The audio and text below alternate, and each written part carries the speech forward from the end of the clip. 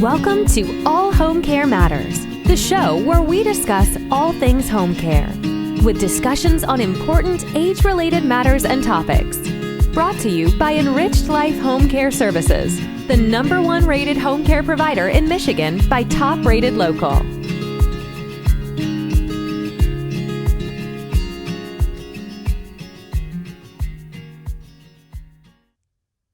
Hello, and welcome back to All Home Care Matters.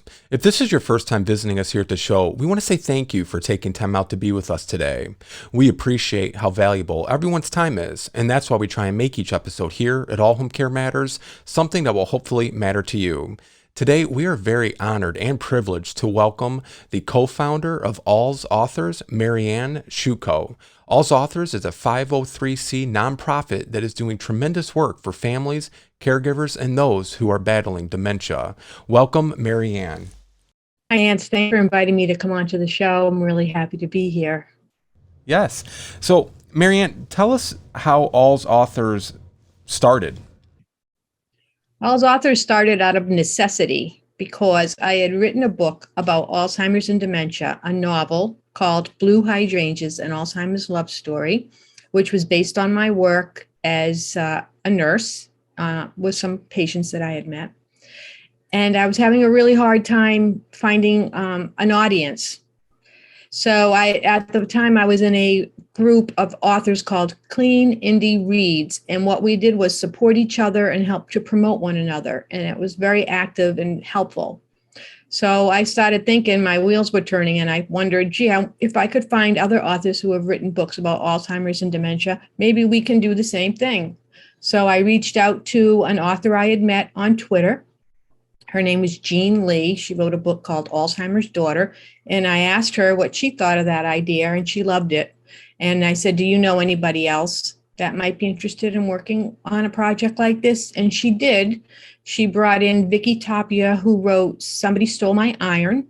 And the three of us got together and started a 1-month campaign to promote each other's books in June, which is Alzheimer's and Brain Awareness Month, back in 2015. And now we have over 300 authors. We have our own website. We have a podcast, a bookstore, traveling libraries. We do virtual events. We go out and speak to the community. Personally, we host events. So it turned out to be something a lot more than just 3 people getting together to promote their books.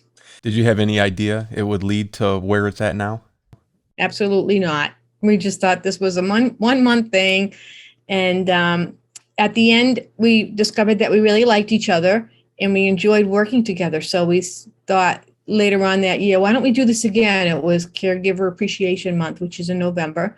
Why don't we do this again? So we did. And then the following year, as June was coming around, we thought, well, let's go big. Let's go better. And we decided that we would start every day, Monday through Friday for the month of June, we would promote a different book about Alzheimer's and dementia. And we thought, how are we going to find all these books? And how are we going to get these people to want to write a blog post for us? Because we were like coming from nowhere. Right. And at the end of the month, we had an overflow of books, and authors were very happy and excited to work with us to write us a blog post. And the website started to take off, and we thought, well, let's just keep going, but we're not going to do this every day. That was crazy. We'll just do it once a week. So for the first 3 years or so, it was just a once a week blog post. And then we added the podcast in November of 2020. What's the name of the podcast? Untangling Alzheimer's and Dementia. Well, I know for us on our side, if you're involved in the care industry or the care sector in any way, shape, or form, I think it's impossible not to know about AlzAuthors. You know, every day you go on social media, there's a post from one of the authors helping to share a post either about their writing or about one of the other authors. And I know in February, when we had spoke initially, you guys were getting ready to launch a Valentine's Day event for couples who have loved ones with dementia. And I just wanted to ask you how that event went and what the response was. That event was beautiful, Lance. Yeah. It was 4 of our authors who are all currently caring for their spouse or partner they're all in different situations. Some of them were like the wife had end stage dementia. They were living at home with, care at home. Another couple, they were another man and his wife. She was still kind of like to early to mid stages, but they had at their diagnosis, they had sold their home, retired, and were traveling the world running marathons for the last 7 or 8 years. Wow. Another couple, it was the woman caring for her husband. Her husband was in long-term care. And then there was another woman caring for her husband at home, and he had mild cognitive impairment. So we had a variety of situations and stages of disease, which we kind of like to mix it up a little bit. So there's something for everyone. And they were so willing to share their personal stories. I mean, and it is very personal. And That's what people want to know. They want to know, like, what's going on in these families? How does it relate to me? What have they learned? What do they know that maybe is going to help me on my journey? So that was very profound. But what was really profound was the fact that these 4 people who don't know each other. So AlzAuthors is a virtual organization. We don't live near each other. We don't know each other in, real life. We only know each other via a screen for the most part. So they did not know one another at all, but they were reaching out to each other and sharing information and insight and support amongst themselves during this live interview with an audience that was just amazing. Many people commented on that. We got a lot of good responses from the attendees, and you can watch it. It's on our YouTube channel. We'll put a link up. For you guys. Yeah. It's on AlzAuthors.com, and it's called Love Stories, Keeping Romance Alive in Dementia Care, which some people kind of thought, romance, what are you talking about, romance in dementia care? But romance, as we defined it, was that little spark between you and your loved one that has kept you going all these years, that brought you together, that made you fall in love. And, if you've got a long-term relationship, then you know what I mean. It's what keeps you together. It's like a glue. And dementia doesn't impair that. Dementia doesn't intrude on that. That's never lost. You always have that on one level or another. And in some cases, I don't know if you'd say this is fair to say, but it almost makes it stronger, right?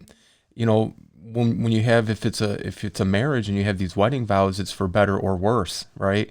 And as we all know, days aren't always better. There are days that are worse. And that, I think, is what makes and strengthens that bond between a couple. When you guys started growing and it started to kind of become what it is now, what were some things that surprised you along the way that you weren't maybe expecting? Well, when we started, the 3 of us were all educators in one way or another. And we were all people who, when we had a question or a problem, we decided to find the answer in a book. Find a book, go to the library. So we thought that would be something that everyone would do. Well, we've come to learn that most Americans don't read. I think last research said maybe 12 books a year, which is kind of pitiful. Yeah. But most people don't read. They don't have time to read. And caregivers in particular, even if they want to read and they love to read, they just don't have time. So that kind of put a damper on things because we're promoting books and blogs. So that's when we came up with the concept of the podcast. Because as you know, you always have time to listen because you can listen while you're doing something else. Right. Whether you're taking a walk, driving, doing dishes. The other day, I listened to an audiobook, 55% of the book, just preparing meal. So I got an extra book in that day, which I wouldn't have sat down and read 55% of that book. So it's a really good way to get information when you're really busy. So that helped us a lot, just getting out the podcast, which was a huge project. It took me over a year from when we were presented with the possibility of doing a podcast.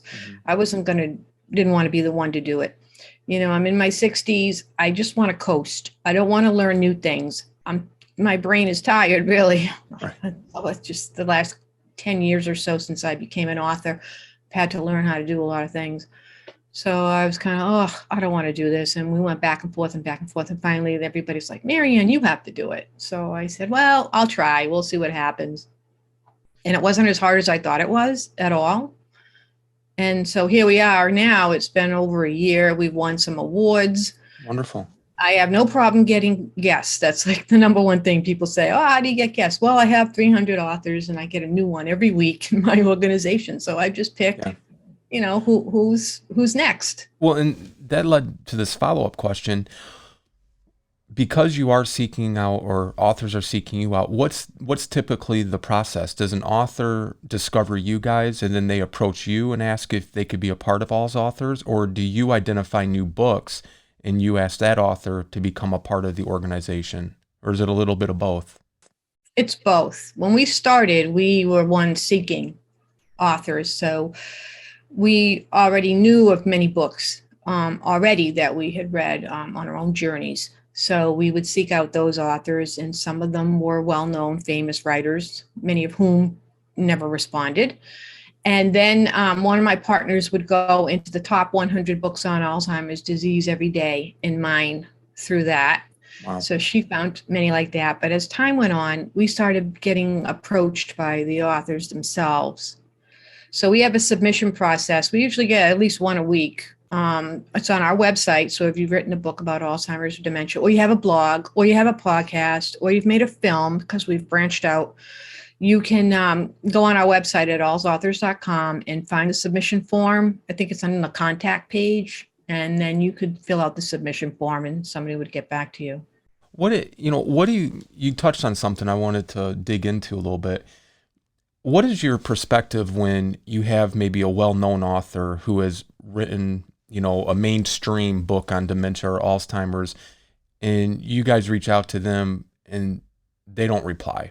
To me, when you're going into this industry, whether it's for dementia or just long-term care in general, it's to help families, it's to help people. And when you have an organization like AlzAuthors who's doing just tremendous work, remarkable work, you're trying to help families also, right? This isn't your day job. You're a registered nurse. I read you're also a swimming coach through high school, college, everything. So you're very busy, and you're doing this as a goodwill service, much like what we're doing with All Home Care Matters. How does that come across to you when they don't bother to reply or respond? First of all, I'm a swim mom, not a swim coach. I just clarify that. I wrote a book about a novel about swimming called Swim Season, because my daughter was on a swim team for 11 years. But anyway, when we try to approach somebody famous, like Lisa Genova, for instance, who wrote Still Alice, it's very hard to access that individual. You have to go through layers of other people, like the agent, their publicist, the publishing house. And I don't know that they ever really see that we've reached out to them. We get a polite declination, or we just hear nothing. Okay, so that's a lot of how that works. My partner, Jean, has been having some luck direct messaging people on Twitter, people who are out there promoting their own book, and they seem to be open, and sometimes that works and sometimes that doesn't. Now, yesterday we had the privilege of interviewing our first very famous author, and that was Patty Davis. Oh, wow. President Ronald Reagan's daughter, who had just published a new book called Floating in the Deep End, which is fantastic. I highly recommend that. And she was lovely. She said yes to everything, right off the bat. And it was a really terrific interview. She's just like us. Yes. That was the thing we said at the end. It's like, but like one of the most famous people in the world, one of the most famous families. They have plenty of wealth and privilege, but in the end, Alzheimer's disease hit them. They're just like us. They had the same problems and issues.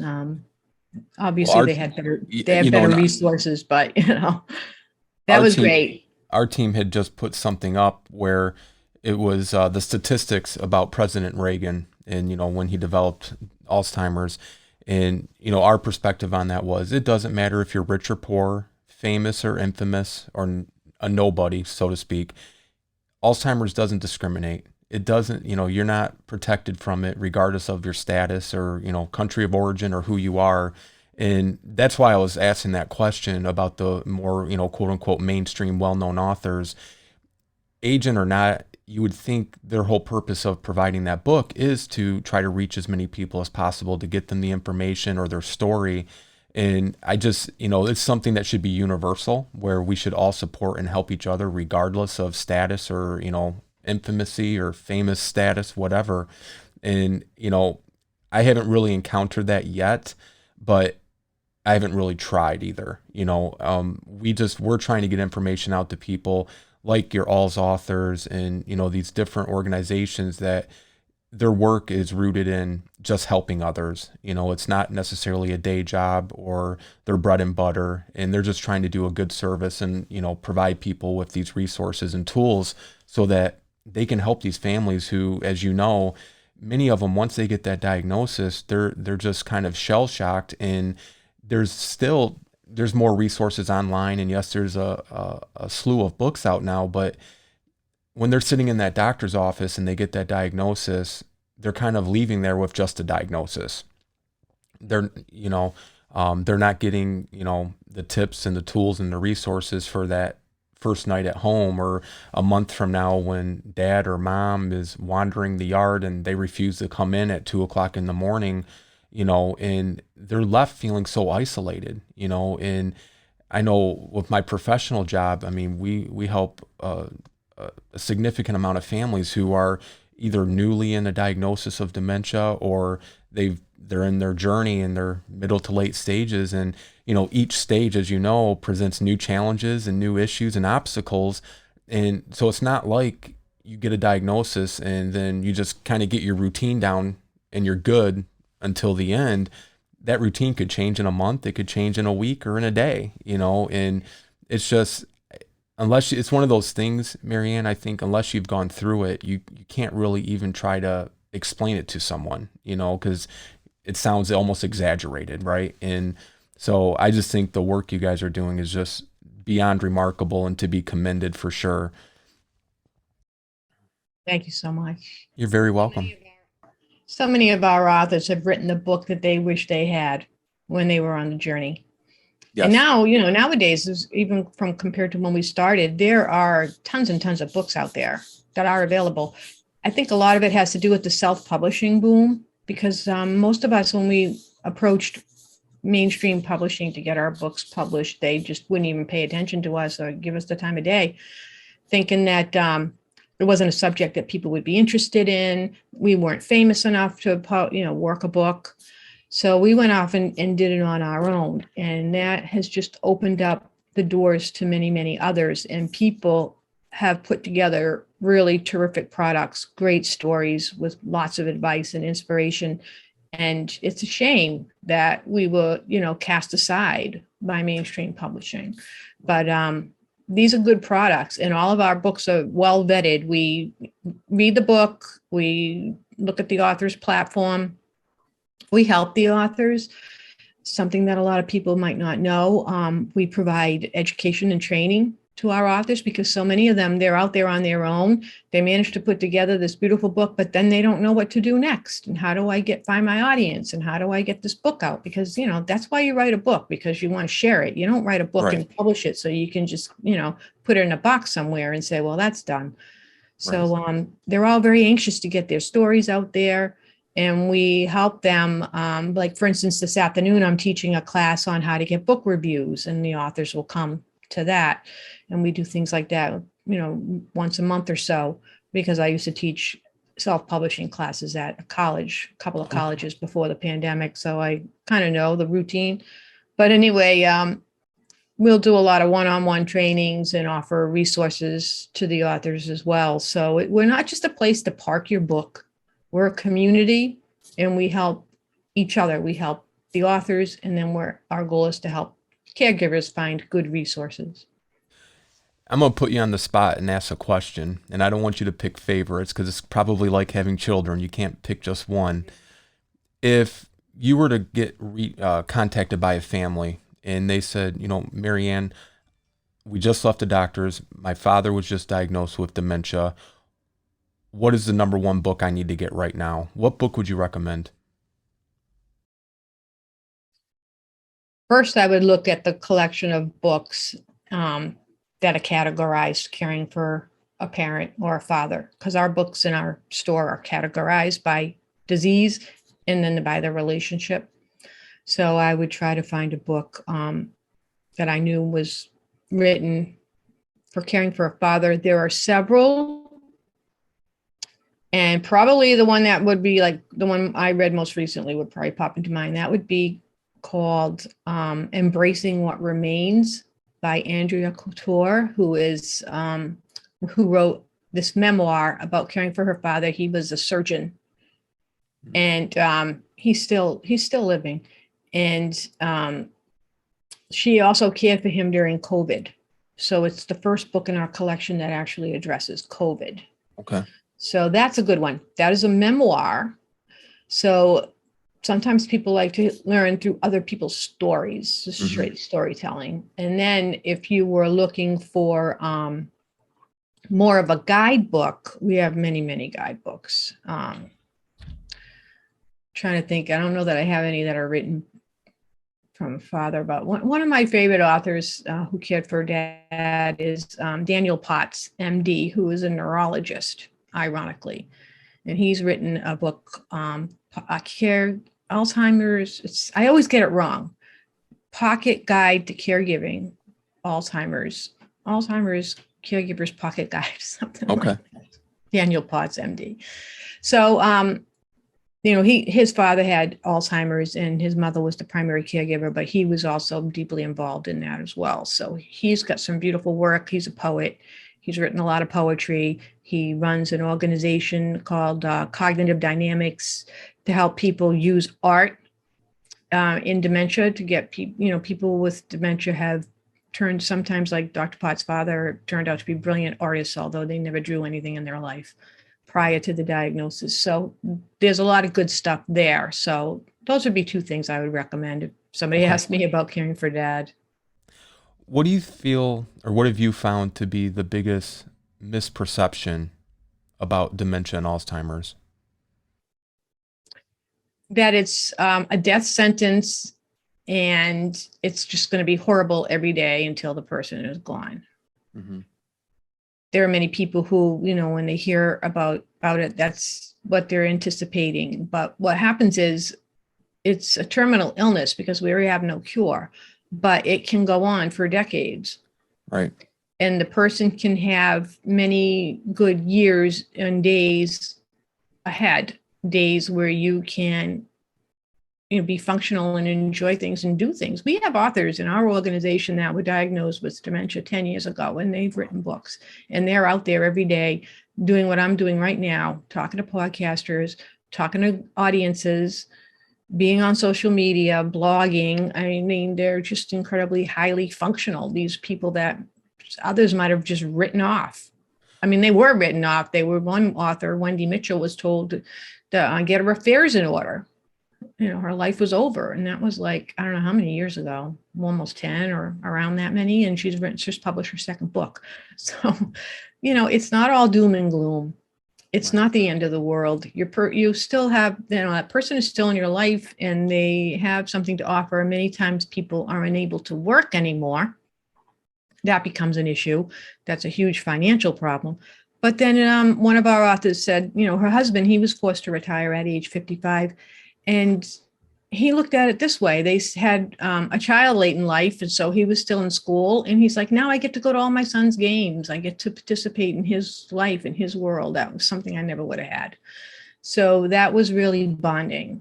And it was a great way to look at it. So it's not the end of the world. I mean, we're all going to die from something at some point.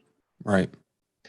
And you can continue to have your relationship and grow and do things, travel. Well, I told you about the one author, Tony Copeland Parker, and his wife. They travel all over the world, run marathons. Yeah. They're probably running somewhere today.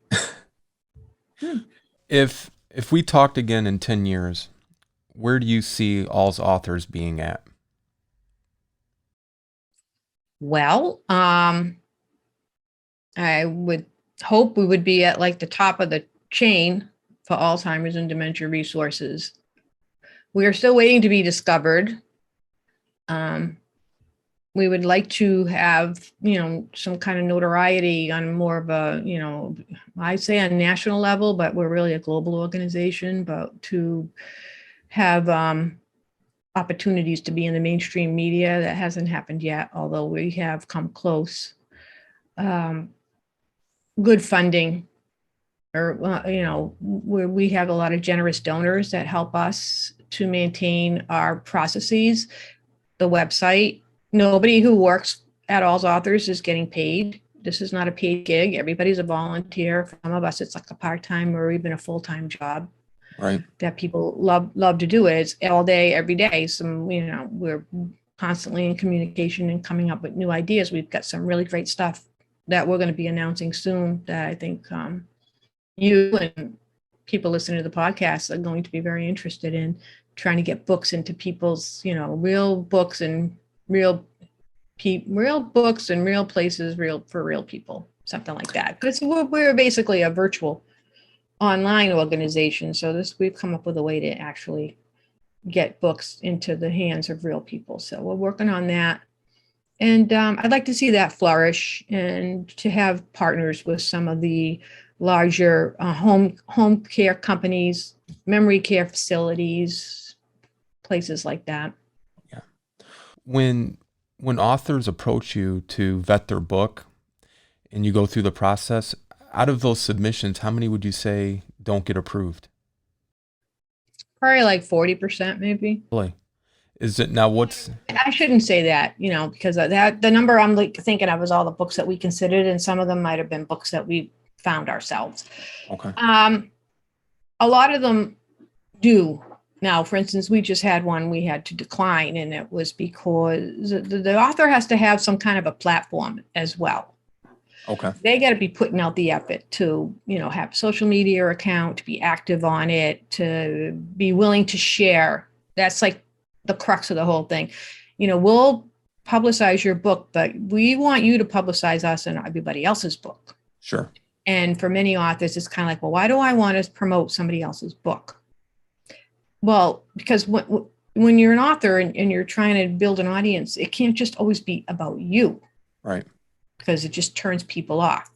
So when we try to explain to the authors that, now that you've created this resource, you will consider it an authority on this topic. So you can speak from that platform, and you can present other resources that you may have used, or that you come across, or that you believe in, or that you support, and use that as part of your platform of being someone who people know, if I go to her Facebook feed, I'm going to find something that's going to be helpful to me. Mm-hmm. It may not just be the fact that she wrote this book.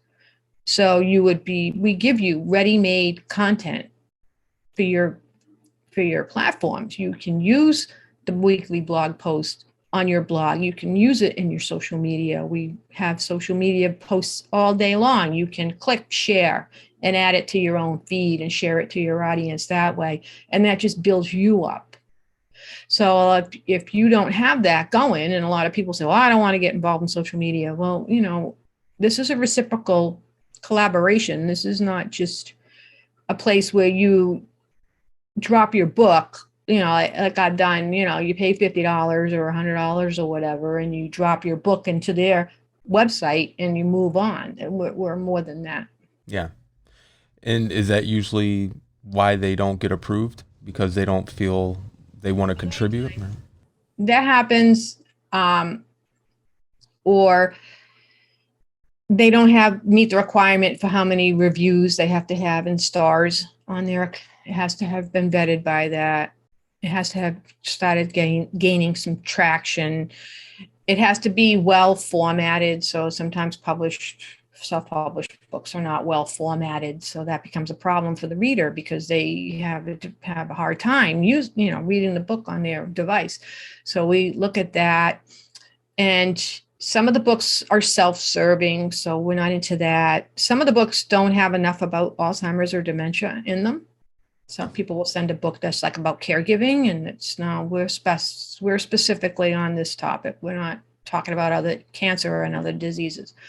So that might be another reason why, or if it's negative, if it's just downright negative, doesn't offer any kind of hope or inspiration. We're not interested in that either. So we've encountered books like that. However, we also, with the idea that, we recognize that for some families, this is a very negative experience. It's just the words horrifying, horrific, struggling, and whatever, all those words apply. So, we present stories like that. And then there are other stories written by people who have able to find the joy in dementia care. And they're not really Pollyanna-ish, but they decided they weren't going to look at it negatively. But even if you have had a negative outlook, by the end, you should have be able to share information that how you came out of that, how you came to realize what you gained through this. I mean, there are a lot of gifts in dementia. People would not believe that unless they experienced it, but there are gifts, and you can learn and grow and become a better person at the end. Well, and I think it's important for the listeners and viewers to know you're not just taking any and every book that somebody submits. It's got to be a book that's going to provide them with a benefit and essentially a resource to refer to. And I think that goes to the credibility of AlzAuthors, that, you are selective, and it's not, a one size fits all just because somebody submits a book to you that they automatically get listed. I think that's very important because I think it goes to the credibility of AlzAuthors. I know we recently, well, maybe about 6 months ago now, one of the authors we had on as a guest, Lauren Dikovitz. And, at the time she had the #1 best-selling book on Amazon, but that was her second book, and I'm probably telling you nothing you don't know already, but, her first book was at the beginning of her journey, caring with her mom. And that was the primary time period of her mom's early onset dementia. But then her new book was towards the end and then post caring for her mom with her early onset. And just a remarkable story, and she's taken that experience. Like you said, at the time you don't see the blessings in disguise, if you will, or the gifts that you're getting out of this, this journey. But now she's taken her experience and she's turned it into, helping other families who are going through a very similar experience. Because not that her story is unique, but I think it's a little more unique than the average story, where she was a young lady when her mom was diagnosed, and, it literally turned her world upside down, and life was on postponement, and, she's getting married there shortly soon. And I mean, if I'm going through something like that, I could use her story as inspiration and almost as hope that my situation, there will be light at the end of the tunnel. And you may not see it every day or for most days, but that light will be there at some point. And, you touched on something earlier that I think is so crucial for families, and that's a diagnosis is not a death sentence. That person is still that person on the inside. And, if more families could just see that aspect of it, I think it would help tremendously in the caring of a loved one with dementia.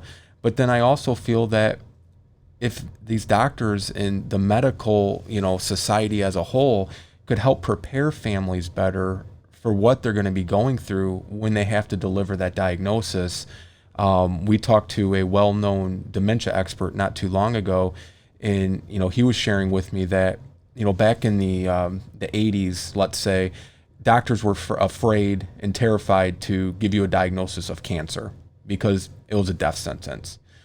That's kind of transitioned a little bit now to they're afraid to give a family a diagnosis of dementia because they don't know how to fix it, right? And the whole goal of your doctors and the healthcare community is to fix your issue, cure you, and make you better.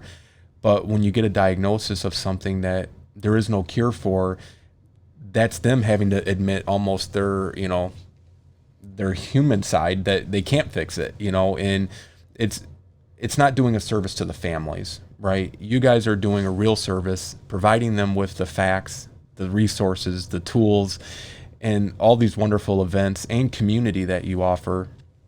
And I just wish the healthcare community on the professional side could help equip them when they're sitting in that doctor's office or in that hospital room and they have to give a diagnosis that a loved one has dementia, because I think for many families, they're left not knowing what to do afterwards. I mean, we see it in our professional lives all the time, and we do the best that we can to support them. But I just think getting that diagnosis, that's such a powerful moment, right? I mean, you're a registered nurse. As a patient, you look at the doctor as the authority, the one that, we're ingrained to know and conditioned to know. That's the one that's going to make it better.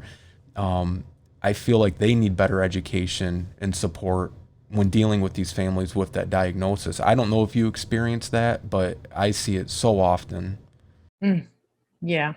I'll share my personal story. I was had published my book for a few years now, and obviously as a nurse had a lot of experience with working with dementia, people living with dementia and their families.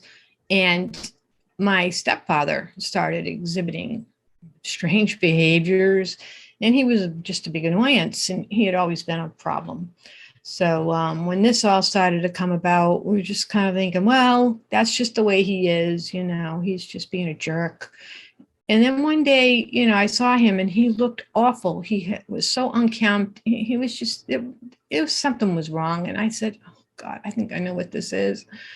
And it took me a while. I convinced my mom, and we got a new doctor because the doctor wasn't helpful, and got him to a specialist. And they told me right off the bat, he has dementia and he needs to go to memory care. Well, let me tell you, I almost fell on the floor because I thought that the solution would be, well, we'll put him on an antidepressant, because I thought he was depressed.